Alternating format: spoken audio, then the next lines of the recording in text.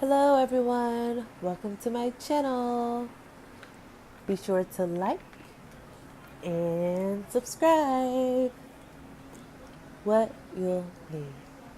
So today we're going to be doing a clay mask. You're going to need some clay powder, some apple cider vinegar. You want to make sure the mother is included in the vinegar, and Bragg's brand is the best. So you can have some hair oil, any hair oil of your choice would do. You want to have a non-metal bowl and spoon.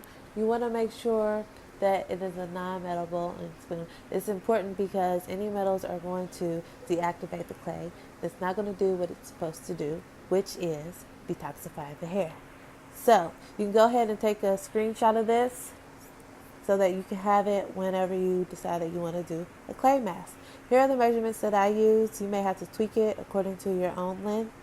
But once you have that, go ahead and mix it all together until it is a nice creamy consistency with no lumps.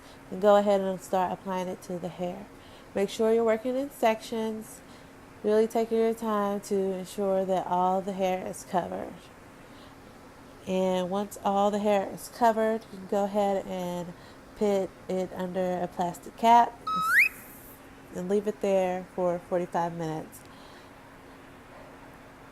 As I said before, there's many benefits to the clay mask, which is that it removes toxins from the hair and also any buildup that you may have on your hair and scalp.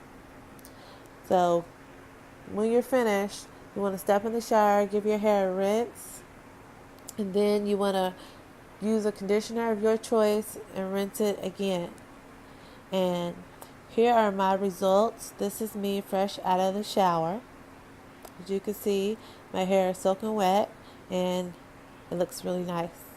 And then this is me with the clay on my hair. And the picture on the right side is me when my hair is about 50% dry in this pic with no product, and the definition is amazing. Thanks for watching. Bye.